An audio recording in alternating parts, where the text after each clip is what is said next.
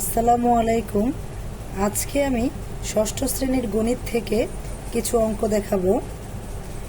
ষষ্ঠ শ্রেণীতে একটি অধ্যায় আছে ভগ্নাংশের খেলা। আজকে আমি ভগ্নাংশের খেলা থেকে গ্রিড পদ্ধতিটা দেখিয়ে দেব।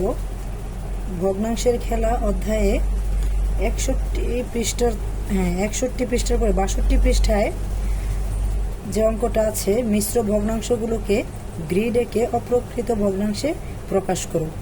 এখানে মিশ্র ভগ্নাংশ দেওয়া আছে, আমরা এটাকে অপ্রকৃত ভগ্নাংশে নিয়ে যাব এবং গ্রিড এঁকে বুঝিয়ে দেব।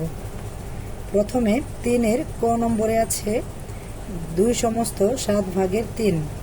এখানে 2 হচ্ছে পূর্ণ সংখ্যা আর 7/3 হচ্ছে একটি ভগ্নাংশ সংখ্যা, প্রকৃত ভগ্নাংশ সংখ্যা। এই দুইটি মিলে হয়েছে একটি মিশ্র ভগ্নাংশ। এখন আমি সেটা গ্রিড এঁকে দেখিয়ে দেব।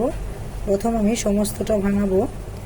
7 দুগুণে 14, 14 আর 3 যোগ করলে হবে 17, আর নিচের 7 থাকবে। এখন হয়ে গেছে 7/17। এখন আমি এই অঙ্কটা আমি গ্রিড এঁকে দেখিয়ে দেব। প্রথমে 2 সমস্ত 7/3-এর জন্য 2 সমস্ত, এই 2-এর জন্য পূর্ণ সংখ্যা 2-এর জন্য আমি একটা গ্রিড আঁকবো। যেহেতু এখানে পূর্ণ সংখ্যা 2 আছে, আমি এখানে 2টি গ্রিড আঁকবো।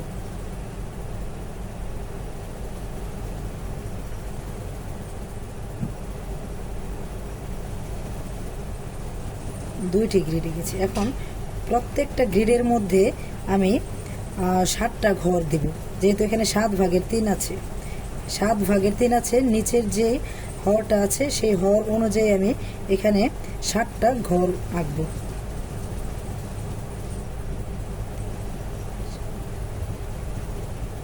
আমি 7টা ঘর এঁকে নিয়েছি এবং এই গ্রিডেও আমি 7টা ঘর এঁকে নেব। 7টা ঘর এঁকে নিয়েছি। এই 2 পূর্ণ সংখ্যার জন্য আমি 2টা গ্রিড এঁকেছি এবং হরের জন্য আমি 7টা করে ঘর করেছি। এখন প্রত্যেকটা আমি একটু ভরাট করে দেব।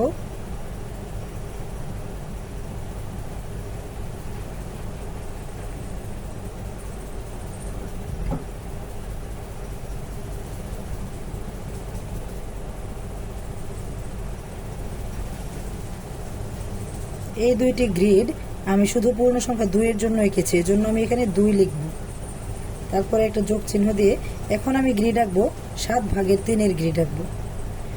7/3-এর গ্রিড আঁকার জন্য আমাকে, যেহেতু 7/3 7টা ঘর করতে হবে আমাকে।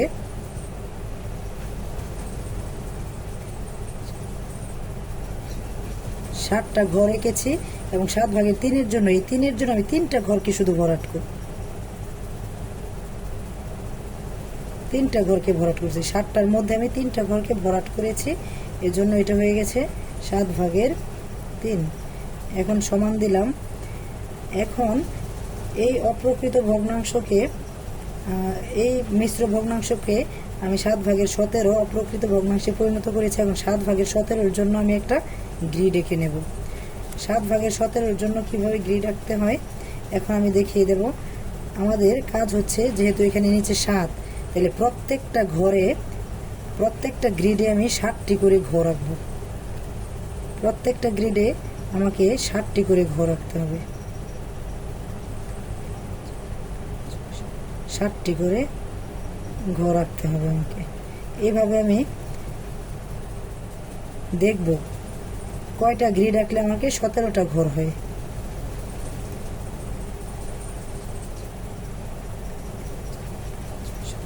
এইখানে 7টি, এইখানে 7টি, 14টি হয়েছে। আবারও আমাকে 7টি আঁকতে হবে।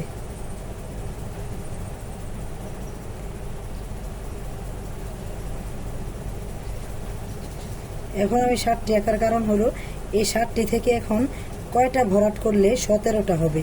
আমি যদি সবগুলো ভরাট করি তাহলে 14টা এখানে ভরাট হবে। প্রথম 2টার মধ্যে 14টা ভরাট হবে।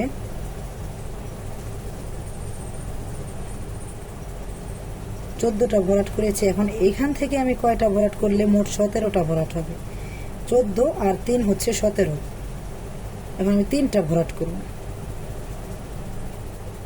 তাহলে আমাকে 3টা ভরাট করার পরে দেখা যাচ্ছে যে এখানে 17টা ঘর ভরাট হয়েছে। এটাই হচ্ছে 7 ভাগের 17। প্রত্যেকটা গ্রিড হবে 7টা ঘরের, প্রত্যেকটা গ্রিড হবে 7টা ঘরের। এখন আমি 3টা গ্রিড এঁকেছি, 3টা গ্রিডের মধ্যে আমি 17টা ঘর ভরাট করেছি। প্রথম 2টার মধ্যে 14, 7, তারপরেরটার মধ্যে 7, 14, তারপরেরটার মধ্যে 3, মোট 17। তাহলে আমাদের উত্তরটা হয়েছে 7 ভাগের 17।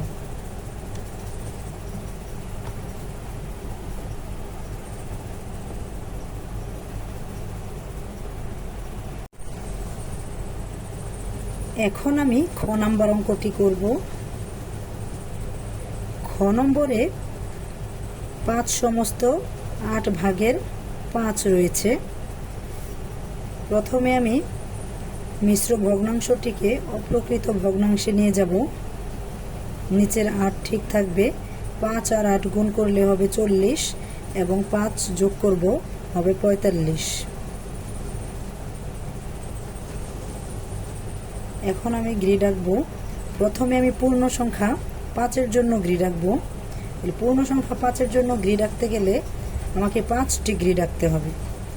5টি গ্রিডের মধ্যে প্রত্যেকটা গ্রিডে ঘর সংখ্যা থাকবে 8, যেহেতু এখানে হর আছে 8। তাহলে 5টি গ্রিড আঁকি আমি।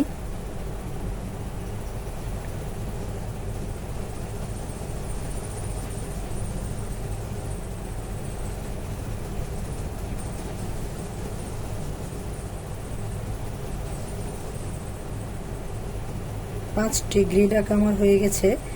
এখন আমাকে প্রত্যেকটা গ্রিডে 8টি করে ঘর রাখতে হবে।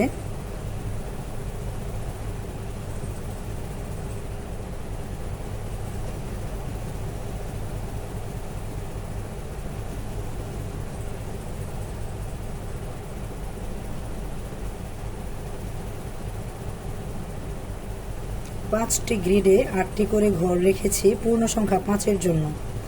প্রত্যেকটা ঘরকে আমাকে ভরাট করতে হবে।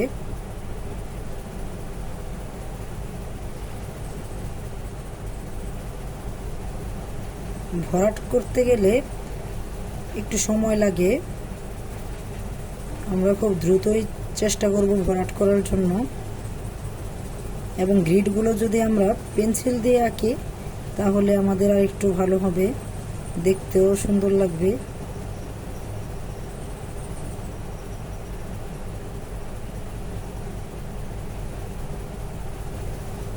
গ্রিডগুলো আমার ভরাট করা প্রায় হয়ে গেছে।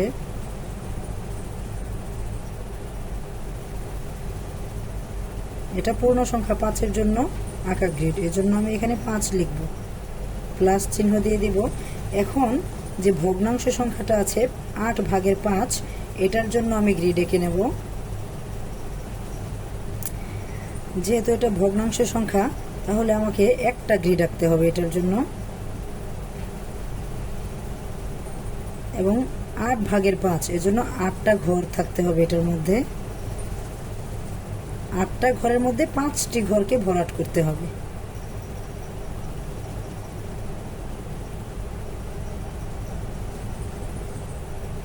আটটি ঘরের মধ্যে আমি 5টি ঘরকে ভরাট করেছি।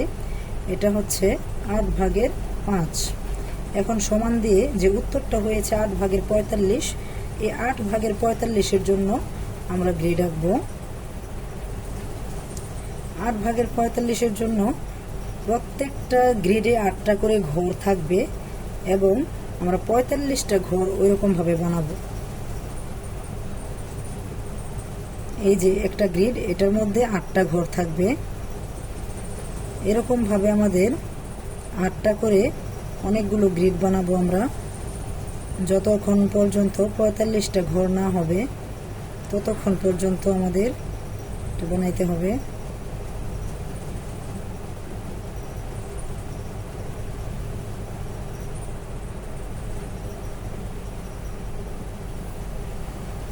একটা গ্রিডে 8টা ঘর, তাহলে এখানে 4টা গ্রিড এঁকেছি আমি।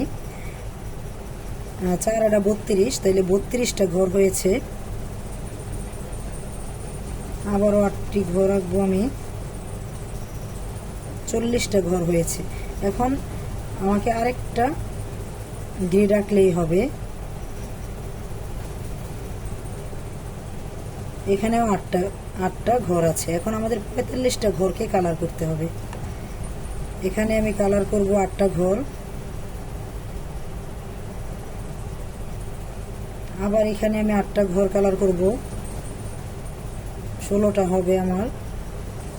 আবার এখানে আমি 8টা ঘর কালার করব, 24টা হবে এই 8টা ঘর কালার করলে। আবার এই 8টা ঘর কালার করব, 32টা হবে 8টা ঘর কালার করলে। আবার 8টা ঘর কালার করব, 40টা হবে 8টা ঘর কালার করলে। 40টা অলরেডি কালার করে ফেলেছি। এখন আমাদের দরকার আর মাত্র 5টি ঘর। আর মাত্র 5টি ঘর আমাদের কালার করতে হবে।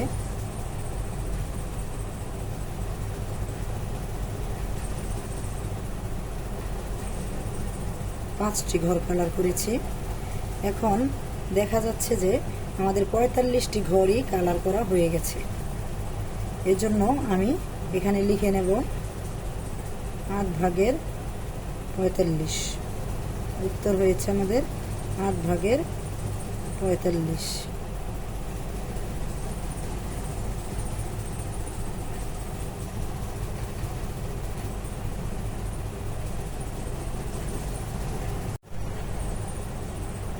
এখন আমি গ নম্বরটা করব।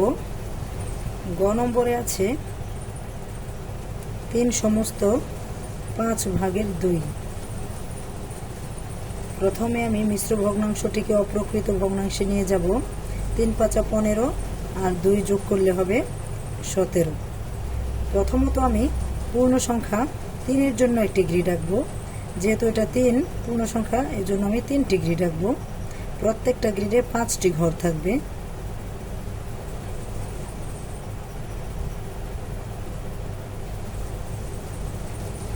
পাঁচটি ঘর, 3টি গ্রিড আঁকবো আমি।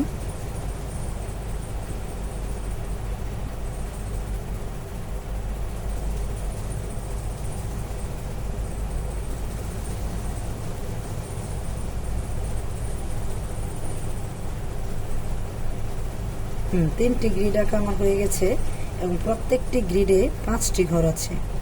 5টি ঘরকে আমি ভরাট করে দেব।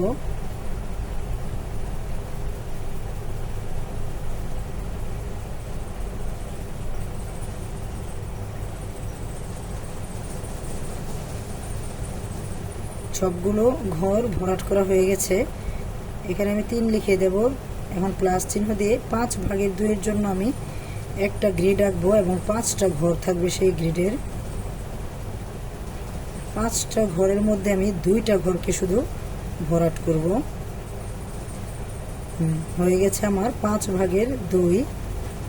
এখন আমাদের উত্তর লেখার পালা। এই জায়গায় 3টি ঘর, 3টি ঘরের মধ্যে 5টি ঘর যদি আমরা হিসাব করি, 3 × 5 = 15টা ঘর ভরাট করা আছে।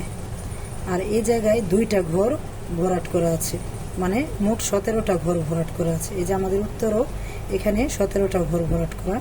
এই জন্য আমি উত্তরের মধ্যে গ্রিডগুলো এঁকে দেবো আবার।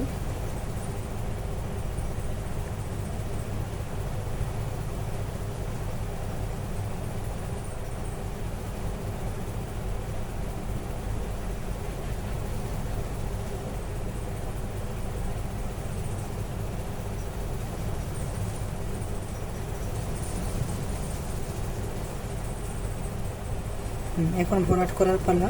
3টা ঘর সম্পূর্ণই ভরাট হবে, শুধু এই ঘরটা 2টা ঘর ভরাট হবে। তাহলে মোট আমাদের 17টা ঘর ভরাট হবে।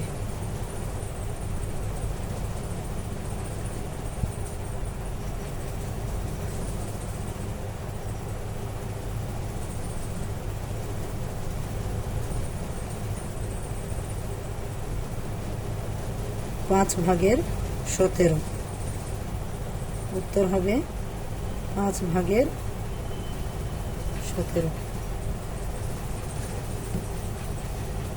ধন্যবাদ সবাইকে।